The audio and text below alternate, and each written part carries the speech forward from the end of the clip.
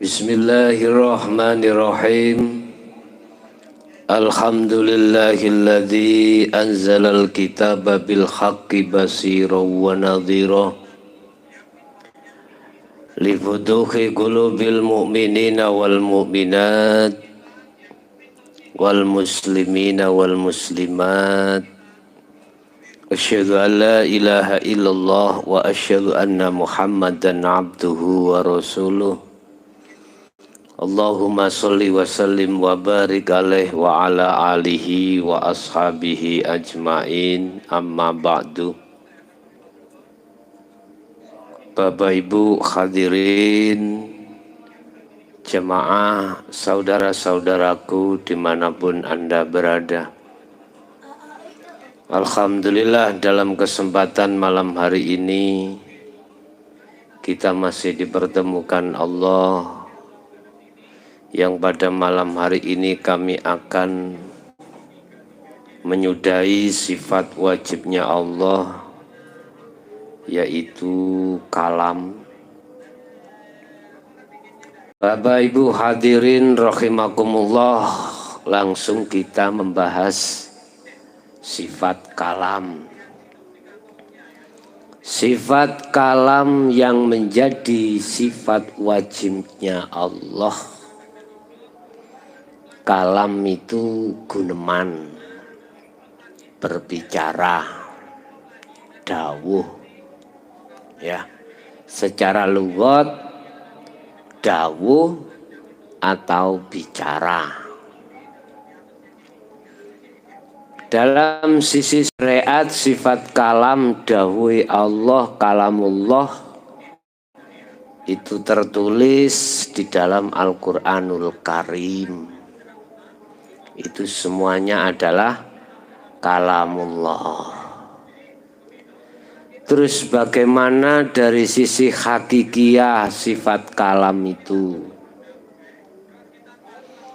Dawuh-dawuh, ucapan-ucapan yang menimbulkan satu suara. Secara hakikat itu adalah kalamullah. Walaupun dawuh-dawuh atau kalam-kalam yang muncul itu sumbernya dari makhluk hidup ataupun makhluk yang dikatakan makhluk mati. Contoh makhluk mati. Ada batu turun atau jatuh dari atas ke bawah, menimbulkan satu suara magleng. Ada suara ombak yang ditimbulkan dari air.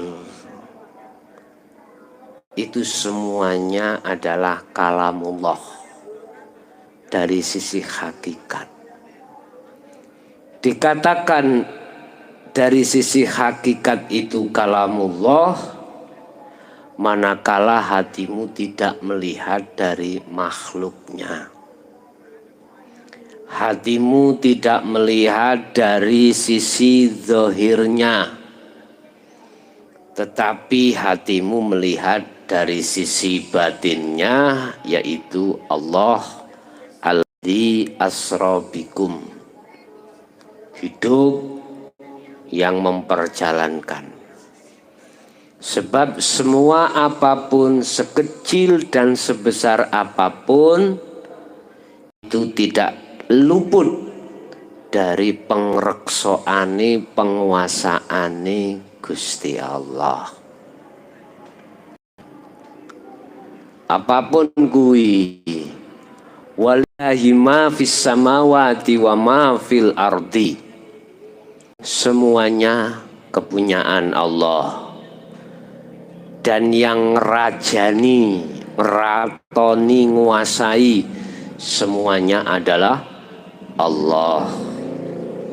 Allah yang kami maksud di sini bukan sebatas atau bukan sebuah nama, tapi yang kami maksud Allah di sini adalah zat hidup. Bapak Ibu hadirin jamaah rahimakumullah. Munculnya satu dawuh pada diri manusia, pada diri hamba. Jadinya kalam iku proses asalnya dari 4 unsur. Nufus, tanafus, amfus, nafas. Petang perkara ini kumpul jadi satu, yaitu disebut kalam. Tinggal pertanyaannya, hatimu melihat di dalam kalam ini siapa? Hidup atau makhluk? Allah atau makhluk? Itu tergantung posisi dirimu memakai sistem syariat apa sistem hakikat. Kalau sistem syariat jelas, itu suaranya makhluk. Ada ombak bunyi, itu suaranya air. Ada batu jatuh, itu suaranya batu. Ada ayam berkokok, itu suaranya ayam. Bapak Ibu hadirin rahimakumullah. Kalamullah, dawuhnya Allah itu terbagi menjadi beberapa bagian.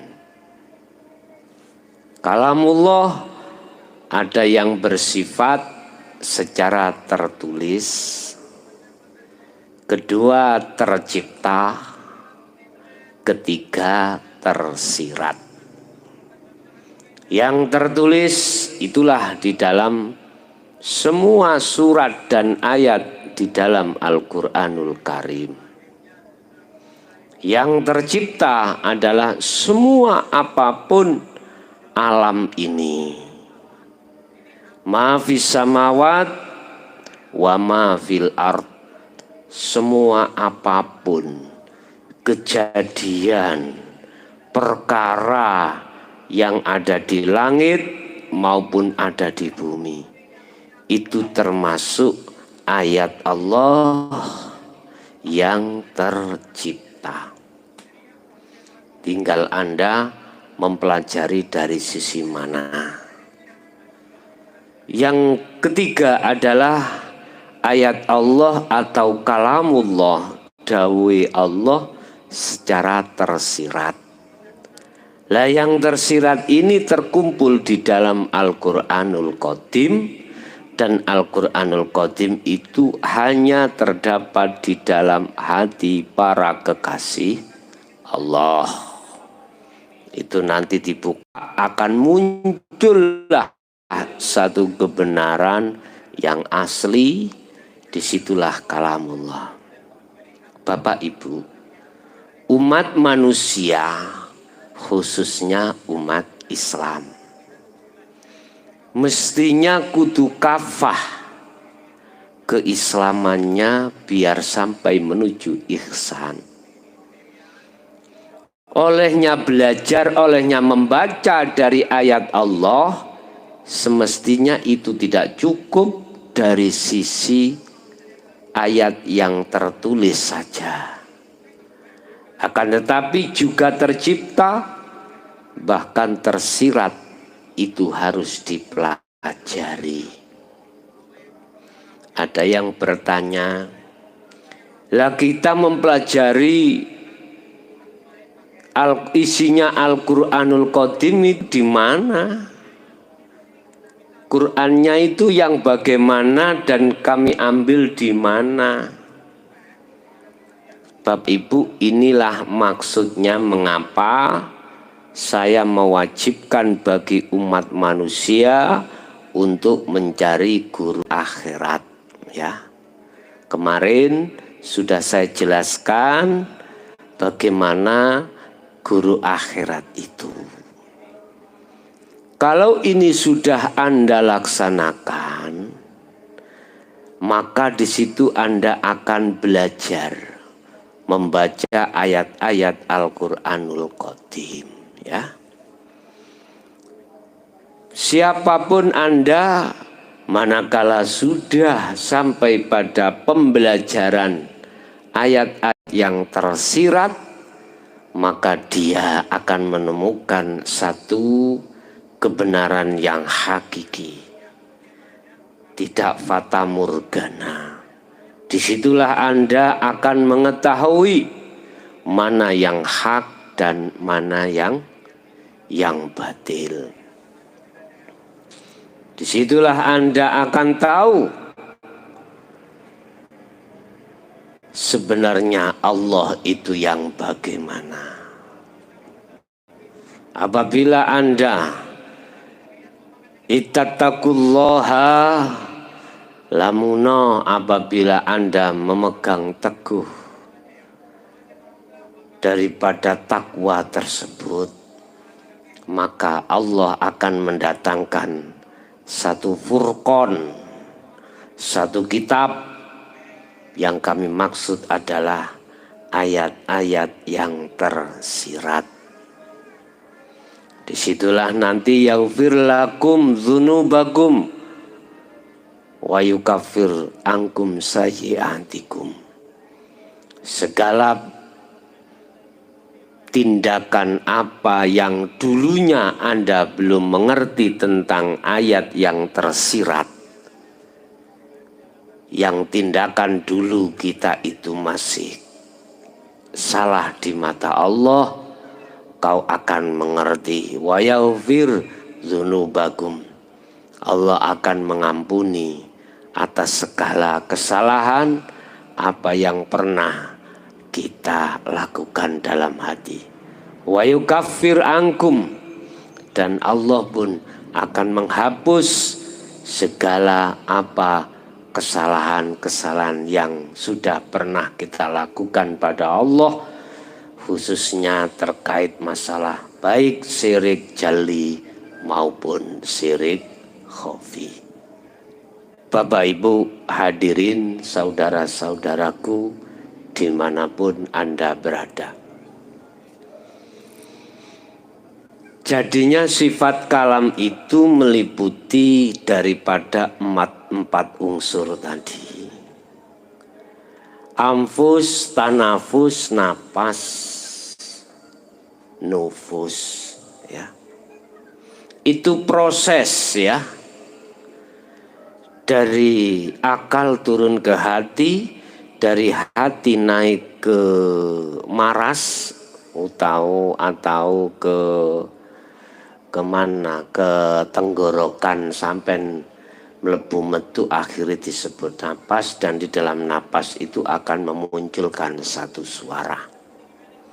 Lah, di dalam suara inilah Bapak Ibu, tergantung Anda hati melihat yang mana. Kalau melihat terhadap Allahnya, jelas di situ akan bertemu dengan hidup. Dan inilah satu kebenaran yang harus Anda jalankan. Sehingga ketika saat kau bertemu atau kau mendengarkan sesuatu, lekaslah hatimu melihat terhadap Allahnya, jangan melihat terhadap hidupnya. Isi daripada suara tersebut tanpa terkecuali.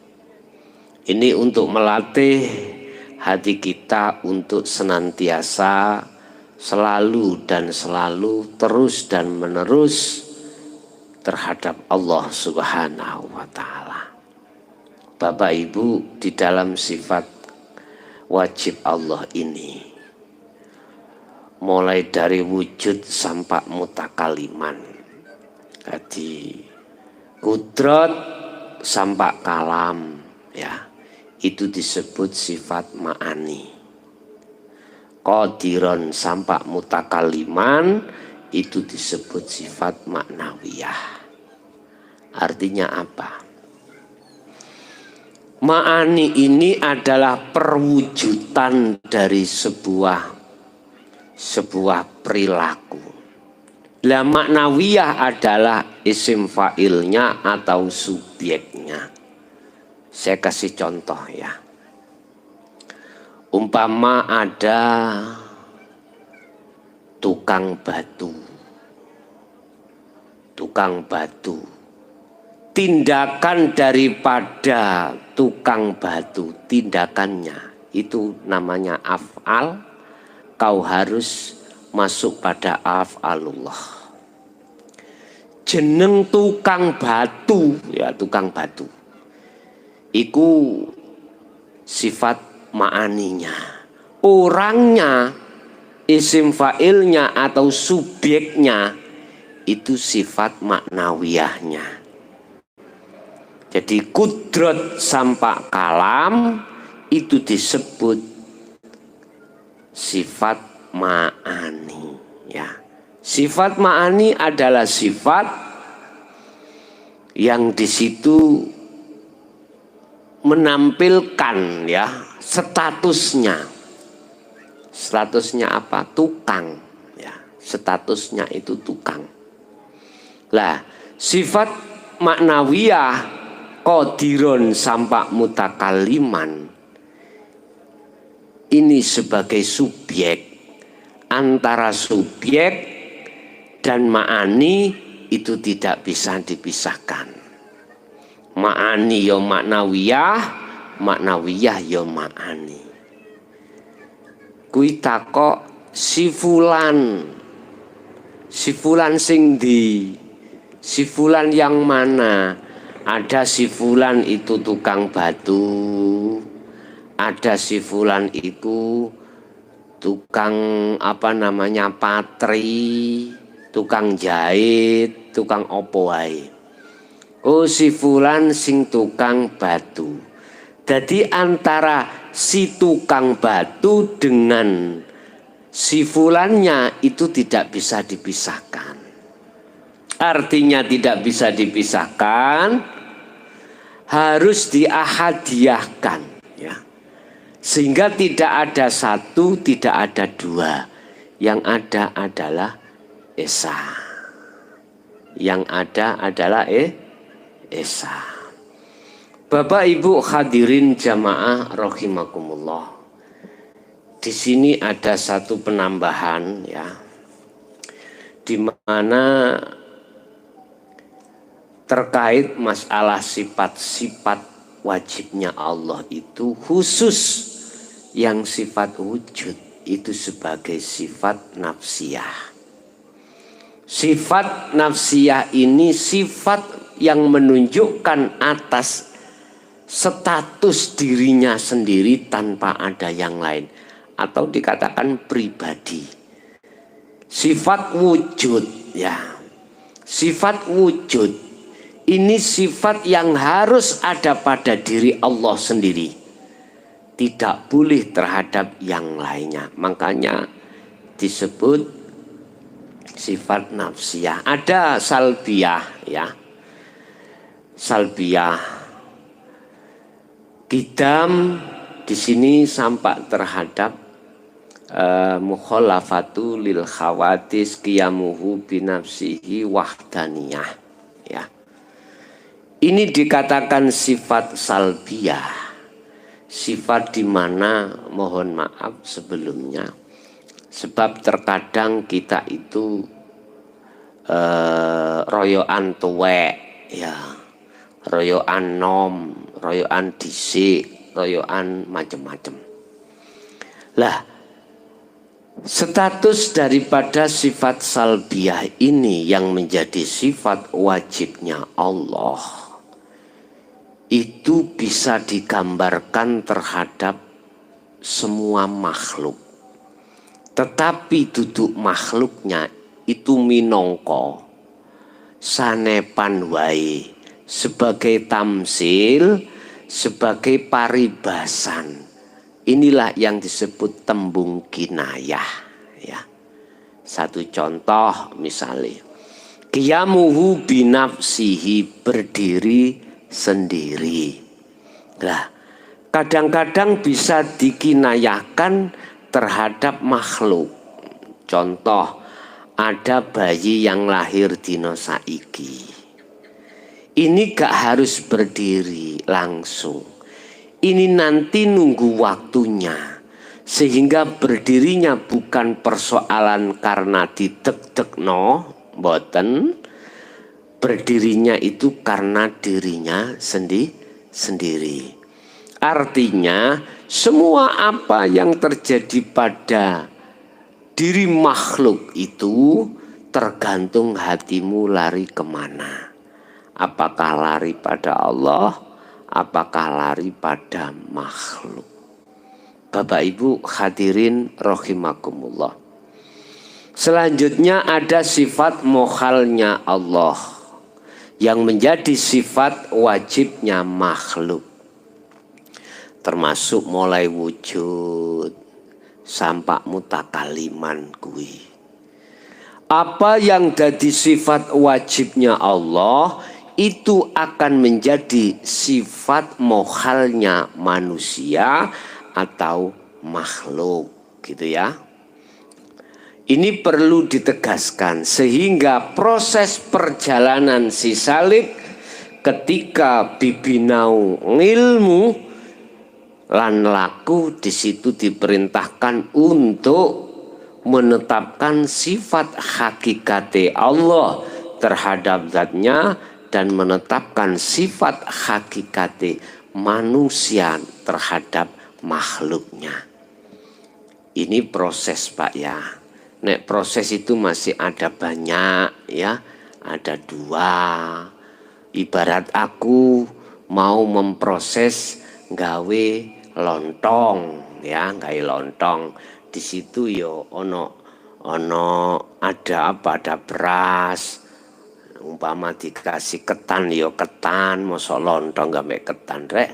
Ono godong atau plastik dan lain sebagainya. Lah ini ada sebutan-sebutan banyak. Lah proses itu memang masih ada kholik, ada makhluk ya. Ada istilah bahasa manusia atau hamba yang menghadap dan menyembah. Ada istilah yang dihadap, yang disembah. Dan ada istilah ilmu, teori, dan lain sebagainya. Tetapi kalau sudah sampai pada musyahadah, kalau sudah sampai pada keesaan, ketunggalan, maka seluruhnya yang tadi kita sebut ada, ternyata sudah tidak ada. Makanya pendidikan ilmu ketuhanan ini kemarin sudah saya katakan terhadap umat manusia. Ini tidak hanya dikonsumsi atau dipelajari dari sisi golongan umat Islam saja, tidak. Tetapi ini juga bisa dipelajari oleh segenap umat dari unsur apapun. Dari kepercayaan apapun, dari madhab apapun, silahkan. Sebab apa yang saya jelaskan hanya seputar di dalam proses hati pada Allah, bukan terhadap jasad ya. Bukan terhadap jasad. Selanjutnya ada sifat lagi yang disebut sifat jaiznya Allah. Sifat wenangnya Allah. Nek tadi sifat mokhalnya, mokhali Allah iku Adam ya. Adam tidak ada, itu menjadi sifat mokhalnya Allah. Wujud itu wajibe, Adam mokhali. Begitu seterusnya Bapak Ibu.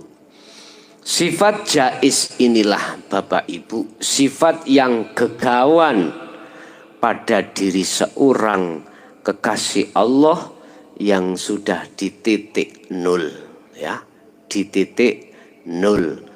Nek bahasa syariat semua apapun yang terjadi di dunia ini, baik kita rasa menyenangkan ataupun menyedihkan, itu semuanya atas dasar sifat kewenangan Allah Subhanahu wa ta'ala.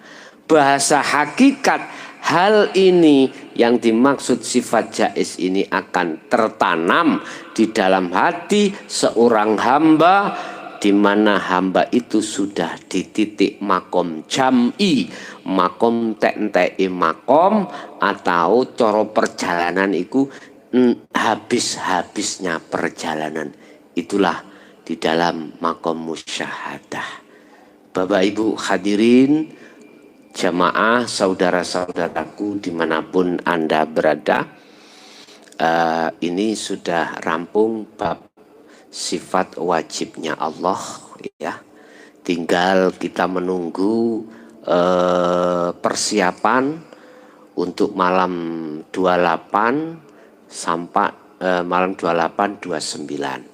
28 kamu harus beli yang namanya mercon sendiri-sendiri di rumah, khususnya yang pemula loh ini, khususnya yang pemula. Pendidikan Bintek di dalam setiap Ramadan saya kupas mulai dasar tauhid khusus untuk yang pemula, dimohonkan untuk di rumah untuk menjalankan ritual yang biasanya kita laksanakan di Pondok Pesantren Jaya Baru. Untuk Ramadan ini dilakukan di rumah masing-masing, ya, di rumah masing-masing. Sebab kami sudah koordinasi terhadap pihak keamanan, baik dari unsur TNI maupun Polri. Ternyata di situ atas dasar undang-undang dimohon untuk tidak mengumpulkan massa, karena ini berhubung satu aturan, kita patuh terhadap aturan-aturan dari pemerintah. Ini pun termasuk bagian daripada keimanan, ya. Atiullaha wa atiur rasul wa kulli amri minkum, ya. Jadi pemerintahan di situ harus kita taati. Ini termasuk bagian orang-orang yang beriman. Tetapi jangan lupa musyahadahnya. Kau jangan melihat dari sisi makhluknya. Nanti malam 28 kamu membaca basmalah. Gak usah Fatihah, basmalah doa bismillahirrahmanirrahim. Iku jumlahnya 1111. Tadi angka 4 jejer, ya.